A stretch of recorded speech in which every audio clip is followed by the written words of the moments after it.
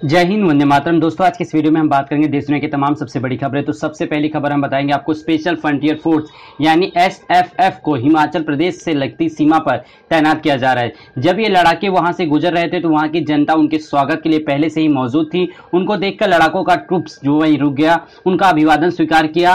बात करें एसएफ जवानों के प्रति देश के लोगों का प्यार देख के जवानों का हौसला कई गुना बढ़ चुका है। ये लड़ाके पहाड़ों में हर मौसम हर परिस्थिति को पराते हुए दुश्मनों का काल बनकर टूटते हैं। इन जवानों के रहते चीन भारत के 1 इंच पर भी कब्जा तो क्या कदम ही नहीं रख पाएगा। जी हां दोस्तों, भारत और चीन के बीच गलवान घाटी में हमले के बाद से भारत और चीन के बीच जो है हालात ठीक नहीं है और सीमा विवाद दिन प्रतिदिन बढ़ता जा रहा है। इसी बीच जी हां दोस्तों, अगली सबसे बड़ी खबर आ रही, खराब विदेशी संकटों से घरेलू बाजार में जी हां दोस्तों कोहराम मच चुका है और 700 से ज्यादा अंक जो है सेंसेक्स टूट चुका है। हम बात करें देश की सबसे बड़ी समस्या वो एक है कोरोना वायरस, लेकिन उसकी बड़ी समस्या है देश की जीडीपी। जी हां दोस्तों, अमेरिकी अखबार में बात साबित हो चुका है कि किस प्रकार प्रधानमंत्री नरेंद्र मोदी की गलत नीतियों की वजह से देश की जीडीपी -23% चली गई है। जी हां दोस्तों, हम बात करें 1947 में जब भारत देश आजाद हुआ, उस समय नेहरू के प्रधानमंत्री बनने के बाद भारत की जीडीपी 0 से यानी शून्य से शुरुआत हुई थी और उसके बाद उसे जो है नेहरू जी ने 3% तक किया था। लेकिन जब बात करें 2014 में यानी कि बीजेपी के शासनकाल में, तब जीडीपी की जो रेट थी वो लगभग 6-6.5% के करीब थी। और आज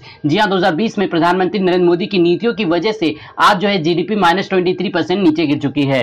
इसी बीच एक बहुत बड़ी खबर निकल के आ रही है कि घरेलू शेयर बाजार में शुक्रवार को आरंभिक कारोबार के दौरान कोहराम का जो है आलम रहा। सेंसेक्स करीब 700 अंक टूट गया, निफ्टी भी करीब 200 अंक लुढ़का। दोनों प्रमुख सूचकांकों में 1% से ज्यादा की गिरावट के साथ कारोबार चल रहा था। अमेरिकी बाजार में बीते सत्र में भरी गिरावट के बाद शुक्रवार को एशियाई बाजारों में भी कमजोरी के साथ कारोबार चल रहा था। बात करें जीडीपी को लेकर, देश के किसी भी मंत्री ने अभी तक कोई भी बयान जो है ऑफिशियली नहीं दिया, लेकिन सोशल मीडिया पे कई तरह के मैसेज वायरल हो रहे हैं जिसमें कहा जा रहा है कि गोदी मीडिया इन खबरों को ना दिखाकर जो है फालतू की खबरों को दिखाता है, जिसकी वजह से देश के लोग इन बातों से जो है गुमराह हो रहे हैं। बात करें देश की जीडीपी गिरने के बाद सबसे ज्यादा जो इफेक्ट हुआ है सिर्फ और सिर्फ एग्रीकल्चर को छोड़ दिया जाए, यानी कि कृषि क्षेत्र को छोड़ दिया जाए, बाकी सभी डिपार्टमेंट में। जी हां दोस्तों, चाहे वो जो मैन्युफैक्चरिंग हो, चाहे एजुकेशन डिपार्टमेंट हो, चाहे आईटी डिपार्टमेंट, तमाम डिपार्टमेंट में, यानी सिर्फ और सिर्फ कृषि जो है डिपार्टमेंट को छोड़ दिया जाए तो बाकी के जितने भी डिजिटलाइजेशन थे, जितनी भी स्कीमें थी, सब की सब जो है धरी की धरी रह गई।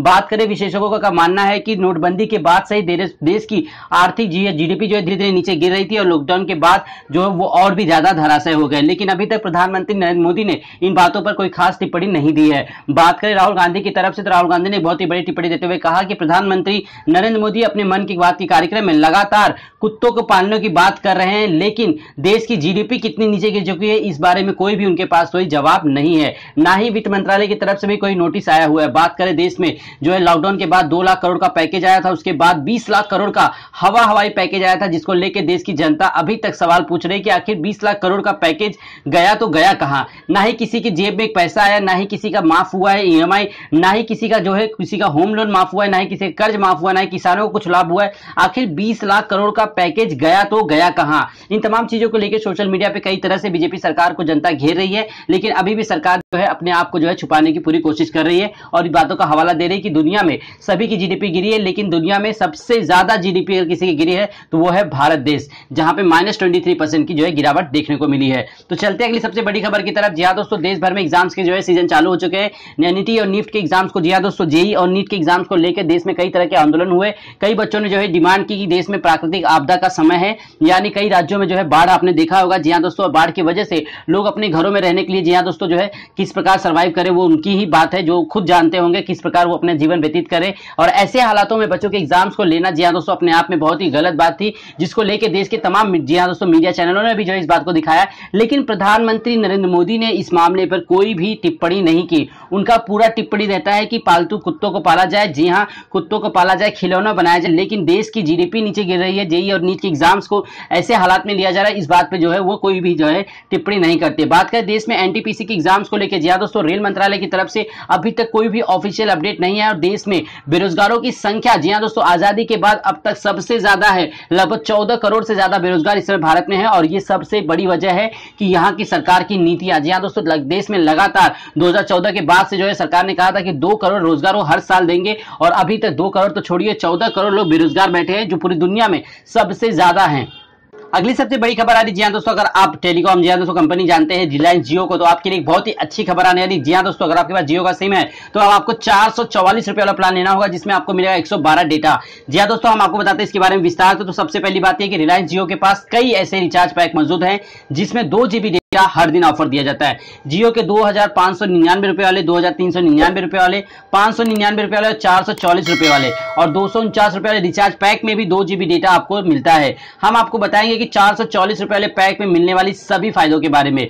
बात करें जियो का 444 वाला जो रिचार्ज आपका निकला है प्रीपेड प्लान का, वैलिडिटी 56 दिन है और इस पैक में हर दिन आपको 2 GB डेटा मिलता है, यानी ग्राहक कुल 112 GB डेटा का फायदा इस रिचार्ज के पैक में ले सकते हैं। हर दिन मिलने वाले डेटा के खत्म होने के बाद 64 kbps की स्पीड से डेटा खर्च किया जा सकता है। बता दें कि वॉइस कॉलिंग की तो जियो टू जियो नेटवर्क पर अनलिमिटेड और जियो से दूसरे नेटवर्क पर कॉलिंग के लिए आपको 2000 कॉलिंग मिनट्स ऑफर किए जा रहे हैं। इस पैक में हर दिन 100 SMS मुफ्त भेजे जा सकते हैं। इसके अलावा जियो एप्स पर का सब्सक्रिप्शन भी इस रिचार्ज के पैक में मुफ्त ऑफर किया जाता है। तो दोस्तों, अगर आप भी जियो का सिम इस्तेमाल करते हैं तो आप भी 444 वाला जो है रिचार्ज पैक करवा सकते हैं, क्योंकि इसमें काफी ज्यादा बेनिफिट देखने को मिल रहा है। बात करते हैं अगली सबसे बड़ी खबर की तरफ। जी हाँ दोस्तों, विश्वनाथ धाम में खुदाई की जा रही थी और इसी बीच एक बहुत ही बड़ी खबर निकल के आ रही है। जी हाँ दोस्तों, 16वीं शताब्दी के मंदिर के अवशेष मिले हैं। जी हाँ दोस्तों, अब इसकी जांच जो है ESI करने वाला है। हम बात करें काशी विश्वनाथ धाम में खुदाई के दौरान प्राचीन मंदिर के अवशेष मिलने की खबर सामने आई है और ज्ञान व्यापी के पास खुदाई के दौरान सुरंग का भी पता चल चुका है। काम को रोका गया है और BHU के विशेषज्ञ और पुरातत्व विभाग को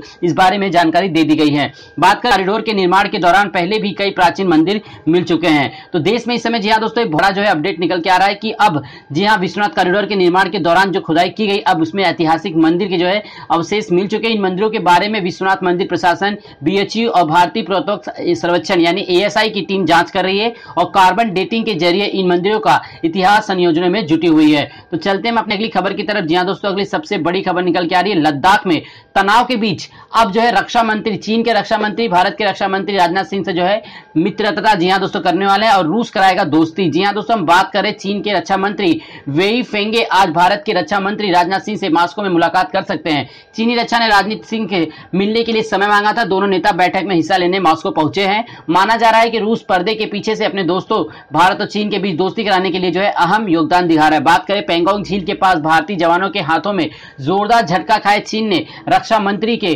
साथ जी हाँ दोस्तों मीटिंग करने के लिए जो है अपना समय दे दिया और बहुत ही जल्द जी हाँ दोस्तों इसके ऊपर एक निर्णय निकल के आएगा। आखिर कब तक ये विवाद चलता रहेगा? दोनों नेता संघाई सहयोग संगठन की बैठक में हिस्सा लेने के लिए मास्को पहुंचे थे। माना जा रहा था कि रूस जो है पर्दे के पीछे से जो है अपना पूरा काम कर रहा है और दोनों देशों को मिलाने के लिए पूरी कोशिश की जा रही है। तो चलते हैं अपने अगली खबर की तरफ। जी हाँ दोस्तों, अगली सबसे बड़ी खबर आ रही है। लेह लद्दाख में सैन्य सैनिकों का जो है जायजा लिए आर्मी चीफ नरवणे ने। उन्होंने क्या कहा? जी हाँ दोस्तों, उन्होंने कहा कि भारत पूरी तरह से तैयार है वो किसी भी प्रकार की परिस्थिति में लड़ने के लिए। जी हाँ दोस्तों, वास्तविक नियंत्रण रेखा यानी LAC पर चीन के साथ तनाव बढ़ने के बीच Indian army chief general MM Naravane ने कहा कि भारत ने अपनी सुरक्षा सुनिश्चित करने के लिए सीमा पर एहतियातन फौजों को पर्याप्त तैनात कर दी है। लेह लद्दाख के दौरे पर गए जनरल नरवणे ने न्यूज एजेंसी NNI से बातचीत में कहा कि चीन से सटी सीमा पर तैनात भारतीय जवानों का हौसला 7वें आसमान पर है और वो भी किसी भी परिस्थिति से निपटने के लिए पूरी तरह तैयार है। आर्मी चीफ ने शुक्रवार को कहा कि मैंने लेह पहुंचकर कई जगहों का दौरा किया और इस बात को जो है पुष्ट किया कि पूरी तरह से जी हाँ दोस्तों सब कुछ सही है और जवानों का हौसला भी बुलंद है और वो सभी तरह के हालात से मुकाबला करने को तैयार है। यानी कि अब देश पीछे झुकने का नाम नहीं लेगा। जी हाँ दोस्तों, चीन लगातार 1962 की बात जो है दोहराता रहता है कि किस प्रकार 1962 में चीन ने जो है भारत को पटखनी दी थी, लेकिन अब भारत 1962 का भारत नहीं है, अब 2020 का भारत है जो पूरी तरह से लड़ने के लिए तैयार है। तो चलते हैं अपने अगली खबर। इसकी अगली सबसे बड़ी समस्या है पर्यटक के लिए। जी हाँ दोस्तों, पर्यटक पूरी तरह से जो है नष्ट हो चुका है क्योंकि कोविड-19 की वजह से देश में लॉकडाउन हुआ, जिसकी वजह से ये जो डिपार्टमेंट है यानी पर्यटक का जो टूरिज्म का जो डिपार्टमेंट है वो पूरी तरह से जो है व्यस्त हो गया है, अस्त व्यस्त। लेकिन अब फिर से एक बार जी हाँ दोस्तों इसको जो है पटरी पर लाने की कोशिश की जा रही है क्योंकि देश की GDP -23% गिरने के बाद देश में फिर से एक बार जोर शोर से काम को शुरू किया जा रहा है ताकि देश फिर से एक बार विकास की पटरी पर दौड़ सके। बात करें जी हाँ दोस्तों रेलवे को लेकर, जी हाँ दोस्तों एक बहुत ही बड़ी अपडेट निकल के आ रही है कि अब आने वाले समय में यानी कि 15 सितंबर के आसपास में जो है लोकल ट्रेनें और पैसेंजर ट्रेनें आम जनता के लिए खोली जा सकती है। जी हाँ दोस्तों, पहले चरण में जब खुलेगा उसमें किन किन लोगों को यात्रा करने के लिए मौका मिलेगा, इसकी गाइडलाइंस अभी फिलहाल जारी नहीं हुई है। लेकिन जी हाँ दोस्तों, पहला चरण जो बहुत जल्द शुरुआत होने वाला है, जिसमें सभी लोग एक बार फिर से यात्रा कर सकेंगे ताकि फिर से देश जो है विकास की पटरी पर दौड़ने लगे। तो दोस्तों, अगर आपको स्पेशल ट्रेनों के बारे में जानना हो, जो ट्रेनें स्पेशल चलाई जा रही है या उनकी संख्या में इजाफा हुआ है, तो आप हमें वीडियो के कमेंट बॉक्स में कमेंट कर सकते हैं। जी हाँ, आपको बताना होगा रूट का नाम, जैसे आप दिल्ली से पंजाब जाना चाहते हैं या मुंबई से आप दरभंगा जाना चाहते हैं, वाराणसी से आप मुंबई आना चाहते हैं, जिसका जो भी रूट होगा आपको, चाहे साउथ इंडिया हो, चाहे नॉर्थ इंडिया हो, चाहे नॉर्थ ईस्ट इंडिया हो, कहीं पर भी। जी हाँ दोस्तों, देश के तमाम हिस्सों में कोई भी स्पेशल ट्रेनिंग के बारे में आपको इन्फॉर्मेशन चाहिए तो आप हमें वीडियो के कमेंट बॉक्स में कमेंट कर सकते हैं, हम आपके चैनल के बारे में। तो दोस्तों, आज के लिए इतना ही, मिलेंगे अपने नेक्स्ट वीडियो में नई जानकारियों के साथ। धन्यवाद।